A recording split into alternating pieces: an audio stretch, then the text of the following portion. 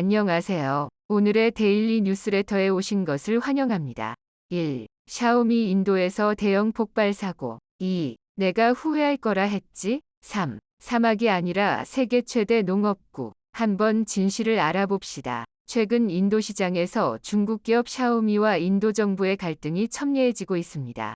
인도 정부가 샤오미의 자산을 몰수하는 초강력 제재를 가하자 여기에 반발한 샤오미는 인도 현지인들 대량에 고하며 맞섰습니다.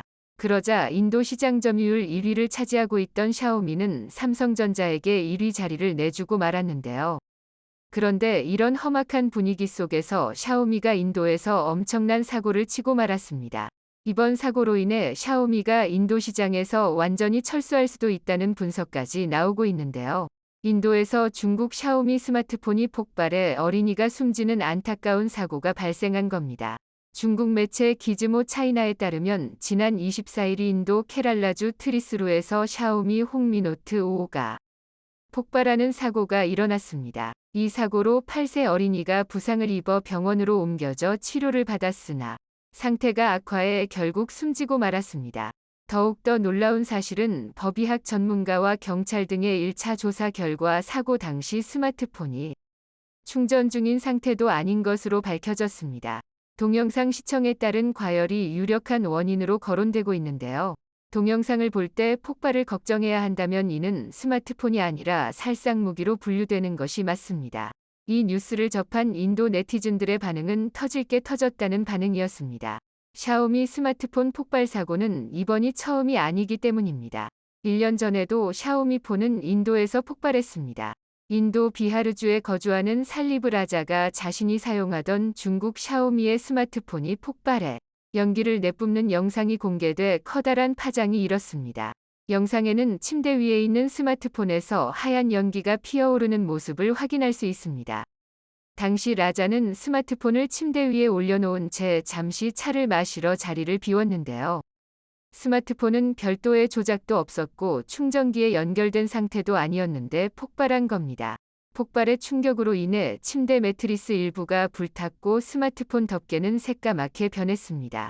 휴대폰 주인은 2021년 12월에 해당 스마트폰인 샤오미 11 라이트 내 5G를 구입했다고 합니다.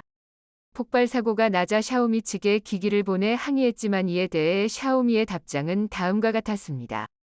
조사 결과 기기에 대한 물리적 조작이 원인으로 확인됐다. 배터리에 구멍이 생겨 손상이 발생했고 이는 고객 과실로 인한 손상으로 분류된다. 샤오미가 이런 답변을 내놓자 당시 누리꾼들은 샵 책임을 회피하고 있다. 샵 케이스는 멀쩡한데 무슨 수로 배터리에 구멍을 뚫냐. 샵 스스로 생각해도 멍청한 변명이라며 비난했습니다. 그런데 샤오미가 만든 기기들은 유난히 인도에서 폭발 사고가 자주 있었습니다. 2021년 5월에도 인도에서 샤오미의 스마트폰 홍미노트 9 프로가 발화한 사건이 있었는데 그 당시에도 샤오미는 고객이 유발한 외부 압력에 의해 피해가 발생했다고 주장했고 제보자를 명예훼손으로 고소하겠다는 입장까지 냈습니다. 뿐만 아니라 2019년 8월에는 중국에서도 바지 호주머니에 넣어뒀던 스마트폰이 폭발해 다리에 화상을 입은 일이 일어나 안전성 논란이 제기된 바 있습니다. 그런데 이번에는 인도에서 샤오미 홍미노트 5 폭발에 어린아이가 사망하는 안타까운 사건이 벌어졌으니 이번 사건으로 샤오미는 엄청난 타격을 입을 것으로 보입니다. 더구나 이번 폭발 사고는 샤오미의 인도 시장 점유율이 점점 떨어지고 있던 찰나에 벌어진 일이기 때문에 샤오미를 더욱 곤혹스럽게 만들고 있습니다.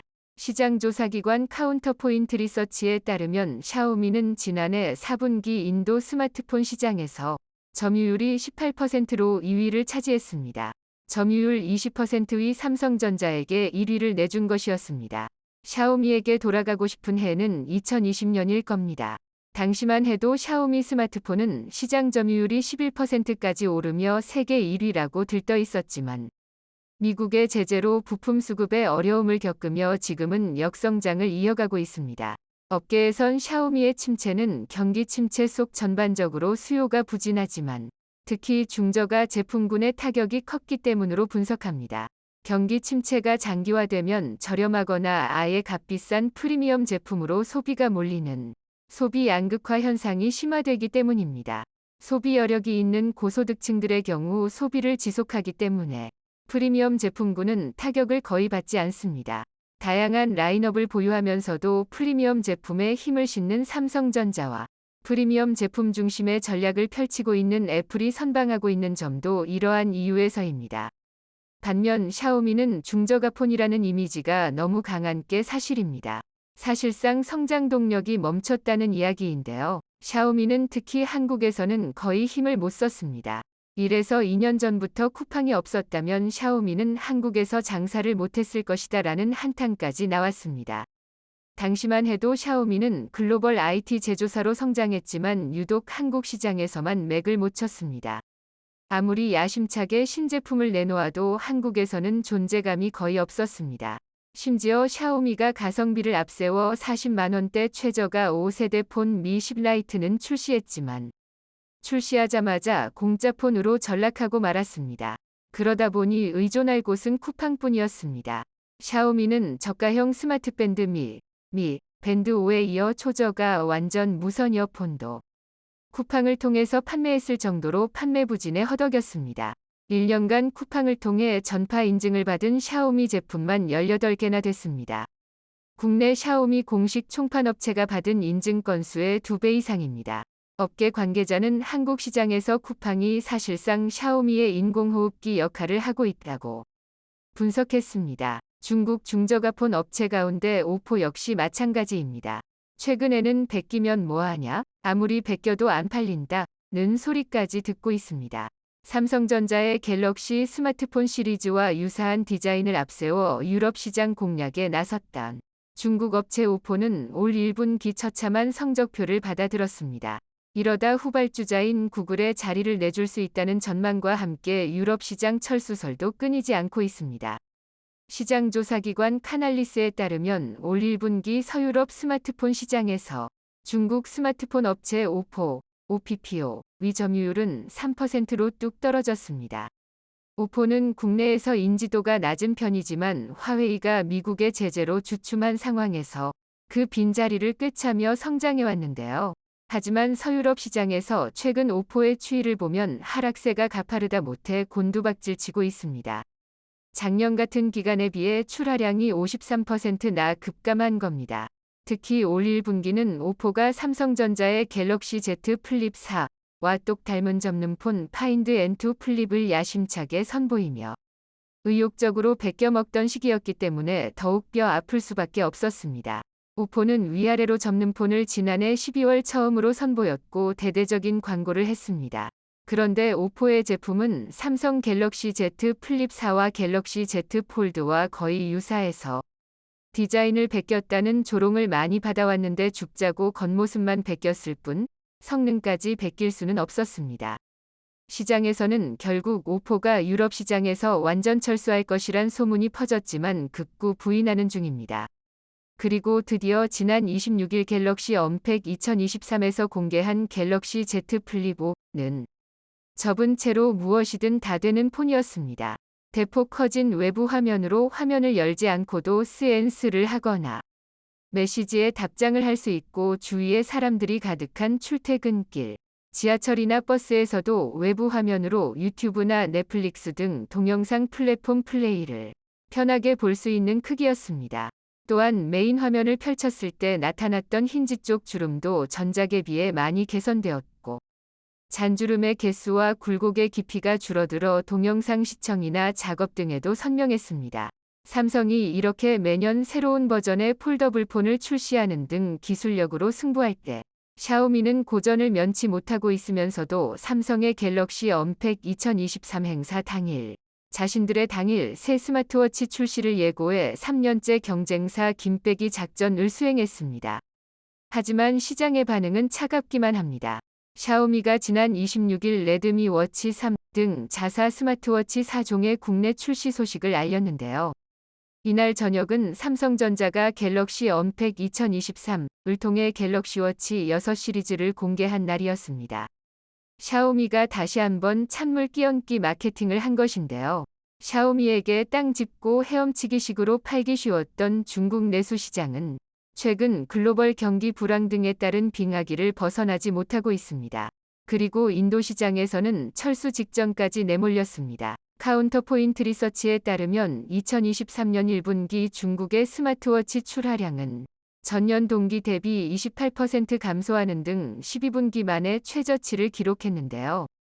같은 기간 샤오미의 출하량은 전년 동기 대비 42%나 감소했습니다. 이처럼 실적이 바닥을 치자 샤오미는 내외신 기자들의 시선이 삼성의 언팩 행사에 쏠리는 날, 가성비를 앞세운 자사 제품의 소식을 알려 삼성과 경쟁관계 스마트폰이라는 이미지를 억지로 심어주면서 묻어가기를 시도했습니다. 하지만 이렇게 경쟁사 김빼기 작전, 찬물 끼얹기 마케팅에만 의존할 게 아니라 그 노력을 기술 개발에 쏟아붓는다면 더 나은 성과가 나오지 않았을까 싶은 생각이 듭니다.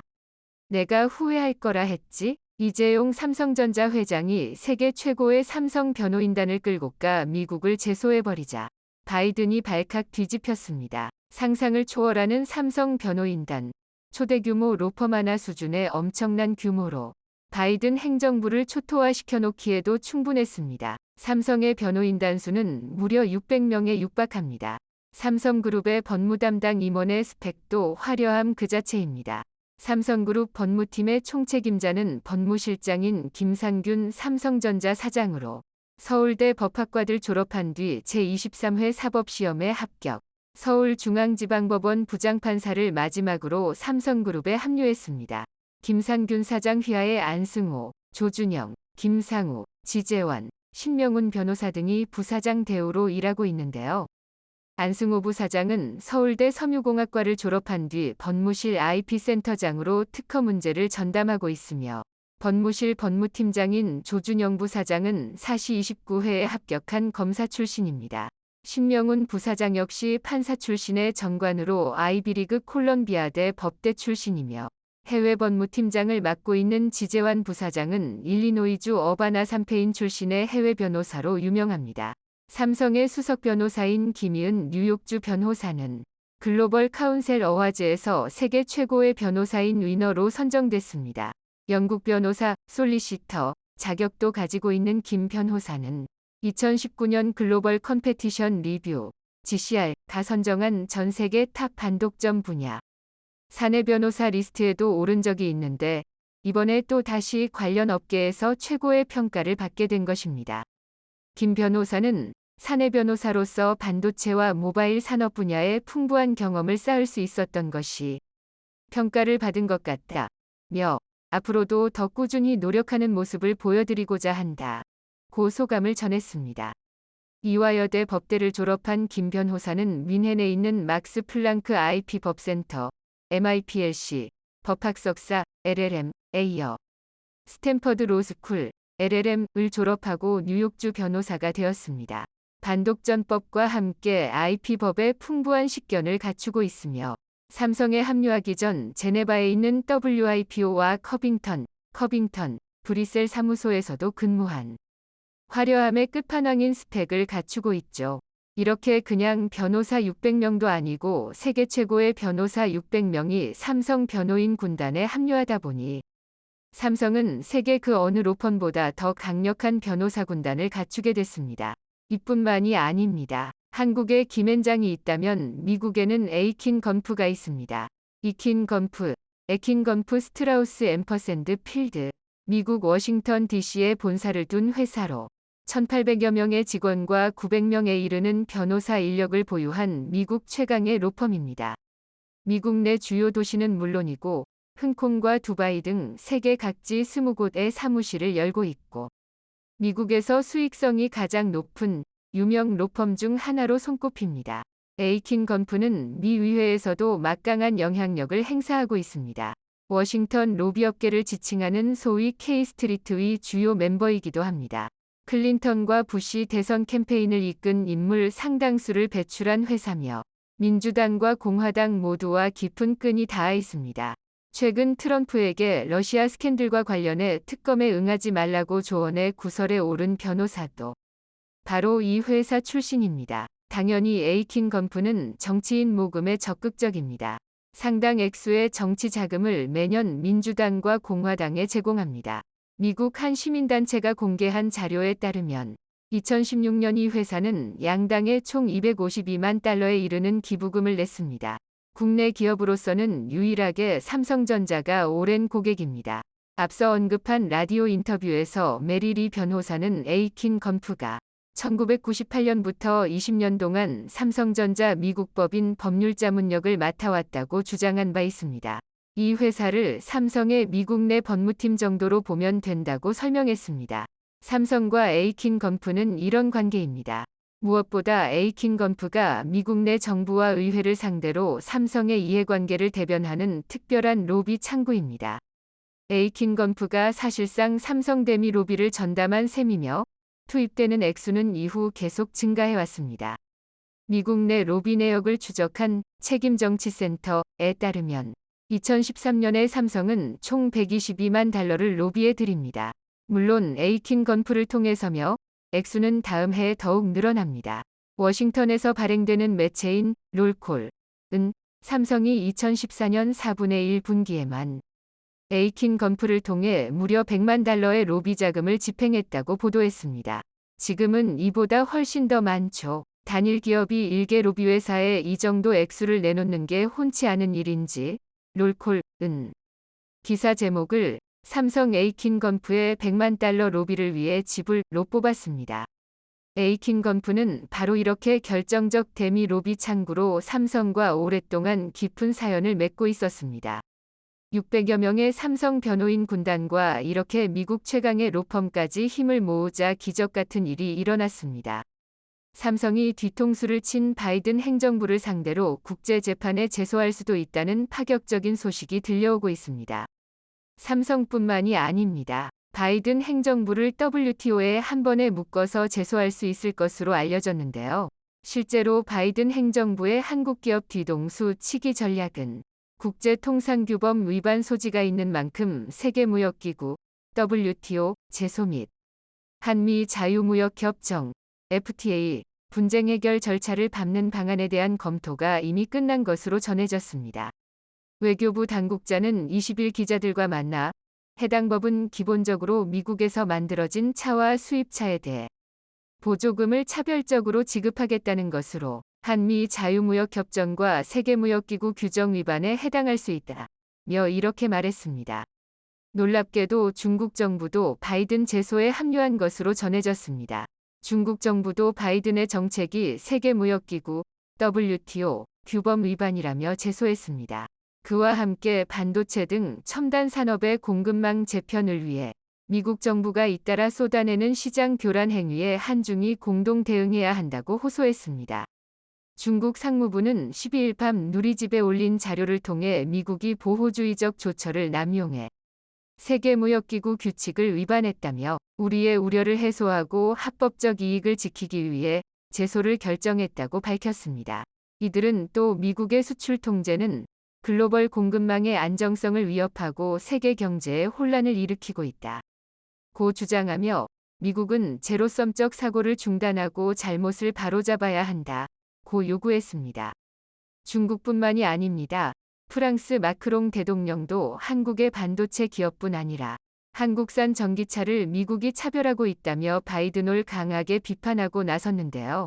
에마뉘엘 마크롱 프랑스 대통령이 유럽의 전략적 자율성을 강조하는 과정에서 유럽이 미국의 졸개냐라는 취지의 발언을 해 논란이 일고 있습니다. 삼성과 현대차에 이어 중국과 프랑스까지 합세하게 된다면 바이든 행정부는 WTO 재판에서 무조건 질 수밖에 없습니다. 일각에서는 이재용 삼성그룹 회장이 최근 중국을 찾았을 때 특이하게 모든 일정을 비공개로 한 이유에 대해 이와 관련이 있을 수 있다고 주장했습니다. 이미 업계 전문가들은 삼성이 바이든 행정부를 상대로 소송에서 승리할 것을 확신했습니다. 지금까지 모두 압도적인 승리를 거둬왔기 때문인데요.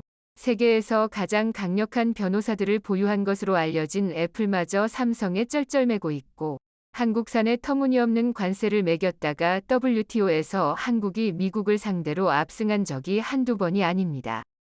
게다가 이미 미국 정관계는 로비스트들의 힘을 얻고 한국 편으로 만들어 놓는데 성공한 것으로 알려졌습니다.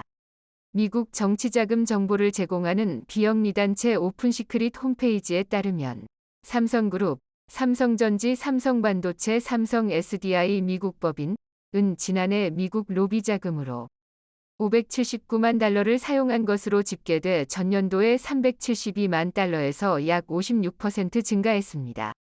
오픈시크릿은 삼성그룹의 미국 로비 자금이 도널드 트럼프 행정부 때인 2018년 이후 조금씩 줄다가 미국이 자국 반도체 산업을 육성하기 위해 만든 반도체법이 발효된 지난해 3분기부터 대폭 늘어난 것으로 파악했습니다. 이 단체는 SK 하이닉스 미국 법인 솔리다임도 전년도 368만 달러보다 43% 늘어난 527만 달러를 지난해 미국 로비 자금으로 지출했다고 분석했는데 두 그룹이 미국에서 연간 500만 달러 이상의 로비 자금을 사용한 것은 이번이 처음입니다. 현대 기아차, 현대차 슈퍼널, 현대제철, 기아차 미국 법인도 지난해 역대 최고액인 336만 달러를 미국 정관계 로비에 쓴 것으로 집계됐는데 현대차의 로비 자금은 미국 현지에서 생산된 전기차에만 보조금을 지급하는 인플레이션 감축법 IRA 관련 활동 등에 쓰였다고 오픈시크릿은 밝혔습니다. 미국의 핵심 정관 인사들도 모두 한국 편, 미국 최고의 로펌도 한국 편, 프랑스도 한국 편, 중국도 한국 편. 이제 더 이상 바이든을 지켜줄 수 있는 기관과 단체는 아무데도 없습니다. 최근 지구는 전례 없는 변화를 겪고 있습니다. 60억 인구는 이미 옛말이 되었으며 현재는 공식적으로 77억 5천만의 인구수를 기록 중입니다. 관련 전문가들의 주장에 따르면 통계에 잡히지 않는 비공식적인 인구를 포함하는 경우 전 세계 인구수는 이미 80억 명을 넘겼을 것으로 전망하고 있습니다. 여기에 기술의 발전으로 인한 생활 수준의 향상과 의학기술의 발달로 인해 평균 수명이 꾸준하게 증가하고 있어 그만큼 인구 증가 속도는 더욱 빨라질 것으로 보입니다. 인구가 급속도로 증가함에 따라 지구의 환경보호와 물 부족 현상이 더욱 심해지고 있습니다. 우리나라의 경우는 댐이나 저수지 등 관계시설을 늘리며 적극적으로 대응하고 있지만 사막지형을 가진 중동의 국가들은 이런 시설이 무용지물이 될 정도로 척박한 기후 속에서 물 부족 현상을 정면으로 맞이하고 있습니다. 이 밖에도 중동 국가들의 위기는 다방면에서 드러나고 있습니다. 전 세계적인 친환경 흐름에 발맞춰 국제사회는 화석연료 사용을 단계적으로 줄이기로 합의했고 한국을 포함한 선진국들은 2050년 이후 그 밖에 인도를 포함한 개발도상 국가는 2060년 이후로 탄소제로 반열에 들어선다는 계획입니다. 탄소제로 합의 이후에 석유와 같은 화석연료를 사용하는 경우 국제사회는 해당 국가의 환경세를 추가로 물리기로 합의하는 등 조치를 마련하고 있습니다. 이런 합의가 국제적으로 이뤄졌기에 중동 산유국들의 패권이 얼마 남지 않았다는 전망이 나오고 있습니다. 산업혁명 이후로 막대한 석유자원을 가지고 과학기술이나 농업 및 제조업 하나 없이 천문학적인 부를 이룬 중동의 국가들은 다가올 친환경 에너지 혁명 앞에서 등과 학교 다가올 친환경 에너지 혁명 앞에서 새로운 국가발전 원동력을 찾아야 하는 상황입니다. 그 중에서 중동의 맹주인 사우디아라비아는 며칠 전 한국 기업에 수천억 대 규모의 사업을 맡기며 식량자급률 100%를 목표로 하는 새로운 농업국가가 되기 위한 청사진을 그리고 있습니다. 사막국가인 사우디가 어떻게 농업국가가 된다는 것인지, 그리고 그 과정에서 40조 원 규모의 한국식 수도와 전력 시스템이 적용되는 사실과 함께 또 다른 중동 부호국인 아랍에미리트, UAE가 현재 연간 1억 배럴에 달하는 일평균 석유 수요량은 시간이 지날수록 감소할 것으로 전망되고 있습니다. G7, G20 정상회담과 UN 국제합의를 통해 지속가능 전략이 채택되면서 2050년에는 석유 수요량이 현재의 절반 정도인 5천만 배럴 수준으로 감소한다는 전망이 지배적이기 때문입니다. 이는 1980년대 세계 인구가 40억 명이던 당시와 비슷한 규모이며 2050년이 세계 인구는 110억 명을 가뿐히 넘길 것으로 보이기에 중동 산유국들의 에너지 패권이 현재보단 많이 약해질 것이라는 전망이 나오는 이유입니다. 여기에 촉매제 역할을 하는 것이 국제적으로 빠르게 확산하는 풍력과 태양열, 그리고 원자력 발전을 선두로 하는 친환경 재생에너지가 있습니다. 여기에 세계적인 전기차 보급률 상승으로 갈수록 경유와 휘발유를 비롯한 석유에너지 사용량이 감소하는 것도 산유국 패권을 흔들고 있는 상황입니다. 이런 세계적인 분위기에 위기감을 느낀 중동 국가들은 다양한 국가적인 프로젝트를 내놓으며 석유에너지 의존도를 줄이고 새로운 미래 먹거리 확보에 힘을 쓰고 있는 상황입니다. 특히 반도체와 배터리 산업에 큰 관심을 보이고 있습니다. 사우디는 애플의 전자제품을 생산하는 폭스콘의 반도체 공장을 유치하기 위해 움직이고 있으며 11조 원 규모의 초대형 파운드리 공장을 계획 중인 것으로 알려졌습니다. 게다가 한국의 배터리 업체인 SK온에게도 1조 원 규모의 투자를 진행하는 등 그동안 석유 시추 사업에만 의존하던 산업 구조에서 새로운 분야로 외적 확장을 도모하고 있습니다. 하지만 이 과정에서 사우디의 발목을 잡는 것이 있었는데요. 바로 수도 공급 직물 자원 확보가 안 되어 있다는 것입니다. 특히 반도체 산업의 경우 상상 이상으로 물을 많이 소비하는 산업이기에 글로벌 반도체 공장들은 대부분 안정적인 수도 공급처 인근에 위치하고 있습니다. 이에 사우디는 미래 첨단 산업을 유치하기 위해서 가장 필수적인 요소는 수자원 확보라 판단하고 최근 수자원 확보에 엄청난 노력을 들이고 있습니다. 며칠 전인 8월 3일 두산에너빌리티는 사우디아라비아에서 8,500억 규모의 해수 담수화 플랜트 사업을 따냈다고 밝혔습니다. 사우디 수자원공사 NWC위 주문을 받아 진행되는 이번 프로젝트는 두산이 설계와 시공 및 건설부터 운영에 이르는 전 과정을 전부 수행하는 방식으로 진행되며 이번 플랜트가 완공되면 일평균 60만 톤에 달하는 물이 생산될 것으로 전망됩니다. 60만 톤은 대략 200만 명이 하루 평균 사용하는 물이며 지난 2006년과 2007년에도 사우디에서 해수 담수화 프로젝트를 진행한 적이 있어 사우디 측이 한국 기업을 믿고 또 맡겼다는 소식입니다. 이번 담수화 공장은 역삼투압 방식으로 바닷물의 불순물과 염분을 걸러냅니다. 정수기가 필터로 물을 걸러내는 것과 유사한 기술로 바닷물에 70기압 정도의 압력을 가해 반투막을 통과시켜 염분을 걸러내는 방식입니다. 해당 기술은 전 세계에서 대한민국이 선도하고 있어 사실상 기술 독점을 이뤄낸 분야입니다. 그런데 한국 기업이 사우디의 8,500억 프로젝트를 수주하자마자 사우디 수자원공사는 새로운 사업 계획을 발표했습니다. 최소 284억 달러 우리된 37조 원 이상의 1,429개 수자원 프로젝트를 진행하겠다며 사우디 왕국의 수도와 환경 기반의 모든 시스템을 새롭게 개편하고 상수도와 하수처리장의 용량 증가부터 사우디 국가 전체를 아우르는 수도 시스템 확대입니다. 여기엔 며칠 전 계약한 담수화 프로젝트 말고도 3곳 이상의 추가적인 사업 계획이 포함되어 있고 농업용수 확대도 계획하고 있습니다. 사우디는 중동 지역 최대의 식량 수입 국가로 전체 소비의 80%가량을 수입 중입니다. 즉 자금률이 20% 수준으로 국제적인 흉작이 발생하거나 무역 여건이 안 좋아지면 국민들의 식량 주권이 위태로운 상황입니다. 이에 사우디 측은 담수화 시설로 농업 용수를 확보하고 새로운 수자원 시스템으로 효과적인 농업을 이룩하여 식량 자금률을 높이겠다는 계획입니다. 특히 사우디는 중동 지역 식량 생산을 선점해 주변 국가들에게 수출까지 하려는 상황이며 중동 지역 최대 농업국이 될 것이라는 목표가 있기에 수자원 확보가 절실한 상황입니다. 이를 위해 사우디 정부 차원에서 수자원 관리 시스템을 배우고자 한국에 견학을 오기도 했을 정도로 한국의 물관리 시스템을 적극 도입하고자 노력 중입니다. 그런데 사우디가 수자원 개혁으로 물 부족에서 물 풍요국으로 나아가려 하자 이를 본 주변국인 아랍에미리트 UAE에서도 한국의 담수화 프로젝트를 도입하겠다며 20억 달러 이상의 사업 계획을 발표했습니다. 제2후 세계 최고의 기술력을 가진 한국 기업이 주변국들과 초대형 프로젝트를 진행하게 되면 자국에서 진행하는 담수화 플랜트 완공이 늦어지게 된다는 것으로 빠르게 도입하기 위해 경쟁적으로 계획을 발표한 것입니다. 이처럼 중동의 부호국들은 누구보다 빠르게 해수를 담수화하여 수자원을 확보하려는 시도를 하고 있습니다. 그런데 이 과정에서 반드시 필요한 것이 바로 충분한 전력입니다. 전기에너지를 이용하여 물을 담수화에 공급하고 목표로 하던 첨단 제조시설을 가동하면서 농업에도 이용하는 등 모든 산업의 필수적인 관문은 전력 생산입니다.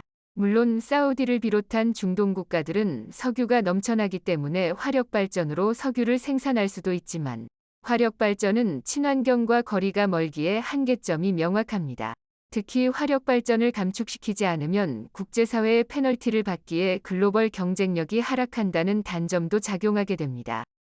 따라서 중동 국가들은 넘쳐나는 석유에도 화력 발전을 대체할 만한 친환경 에너지 사업에 적극 진출하고 있습니다. 풍력 발전, 태양광 에너지는 물론이고 원자력 발전까지 추진하고 있습니다. 현재의 기술 수준으로는 풍력과 태양광의 효율이 부족하기에 다른 부가적인 발전 수단으로 빈자리를 채워야 합니다. 현재는 원자력 발전이 그 대안이 되고 있습니다. 몇 주 전 유럽의회는 원자력 발전을 다시 친환경 에너지에 포함시키며 향후 840조에 달하는 원전 투자를 예고하는 결정을 내렸습니다. 이에 세계적인 원전 투자 열풍이 일어나고 있습니다. 사우디아라비아 역시 안정적인 전력 공급을 위해 원자력 발전을 선택했습니다. 올해 5월 사우디 정부는 한국 측에게 1.4기가와트 규모의 원전 2기를 건설하고 싶다는 입찰 참여 요청서를 보냈습니다. 사우디 측은 한국의 아랍에미리트 바라카 원전 건설 경험과 운영 경험을 높이 평가하고 있습니다. 바라카 원전은 중동 지역 최초의 원전이며 원전의 냉각수로 필요한 수자원이 부족한 사막 지형에서 안정적으로 발전과 운영을 하고 있는 사상 최초의 원전으로 굉장히 상징적인 결과물입니다. 사우디 측이 목표로 하는 원전의 사업 금액은 12조 원이며 이를 통해 향후 60년 이상 안정적인 전력 수급을 가능하게 하고자 하는 목표입니다. 특히 사우디와 비슷한 환경에서 건설된 UAE 바라카 원전으로 인해 이미 한국의 원전이 사우디 원전 사업의 최종 단계에 올라서 있는 것으로 확인되고 있습니다. 유일하게 남은 경쟁업체로는 러시아의 원전이 있지만 추운 지방인 러시아 특성상 고온 건조한 사막 지형의 원전 건설 경험이 부족해 사우디 원전 안전과 거리가 멀어질 수 있습니다. 사우디가 중점적으로 보고 있는 운영 안정성에서도 한국이 러시아보다 압도적으로 우위에 있습니다. 러시아는 국제적으로 유명한 원전 관련 일화가 많으며 한국은 단 한 건의 중대재해도 없었습니다. 꼼꼼하고 안정적인 일처리를 우선시하는 한국인의 특성이 원전에서도 그대로 반영되고 있다는 평가를 받고 있습니다. 게다가 한국은 사우디와 건설 경제부터 국방까지 다양한 분야에서 이미 높은 신뢰감을 형성하고 있습니다. 유럽과 아시아, 남미를 가리지 않는 전 세계적인 K방산의 진격이 중동에서도 통하고 있습니다. 최근 사우디는 한국의 대공 미사일인 천궁을 1조 원 규모로 도입하는 계약을 맺었습니다. 성능과 재원은 미국의 패트리어트 미사일을 압도합니다. 사우디 인근의 아랍에미리트 UAE가 사우디에 앞서 천궁을 4조 원어치 주문한 것으로 알려졌을 정도로 국제적으로 인정받고 있는 명품 방산 장비입니다. 최근 사우디와 UAE가 경쟁적으로 한국의 방산 장비부터 건설과 에너지, 수자원을 비롯한 국가 인프라 사업을 한국과 계약하려는 상황입니다.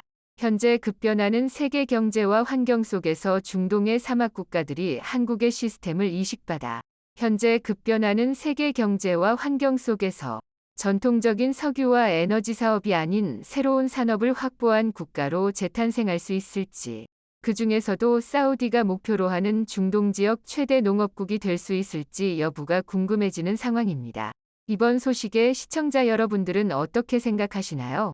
저희는 여러분들의 의견이 궁금합니다. 남겨주시는 의견들을 저희가 매번 확인하고 있으며 다음 소식에 긍정적으로 반영하고 있습니다. 영상이 도움이 되셨다면 구독과 좋아요 부탁드리며 오늘도 감사합니다. 최고로 멋진 하루 보내시길 바랄게요.